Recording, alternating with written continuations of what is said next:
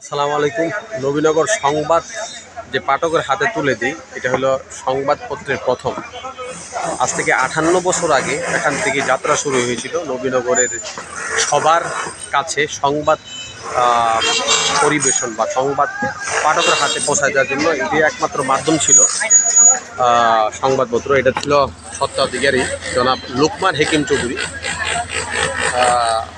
এখান থেকেই সংবাদ আপনার ঘরে ঘরে পৌঁছে যেত।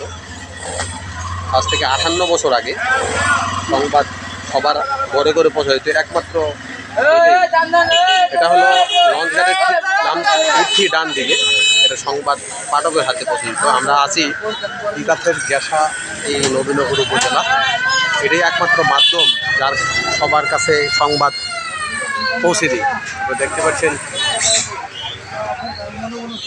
প্রায় 58 বছর আগেই এই সংবাদ সবার হাতে পৌঁছে দিত। এই সংবাদ পত্রিকা সবার কাছে পৌঁছে দিই। সংবাদ বিক্রি কেন্দ্র দেখতে পাচ্ছেন, এটার এখন স্বত্বাধিকার হলো আনজাহান আলী চৌধুরী, সাংবাদিক। তিনি এখন এটার স্বত্বাধিকারী। যে একমাত্র বাহন যে নবীনগর প্রথম সংবাদ পরিবেশন করেছিল সবার ঘরে। ধন্যবাদ।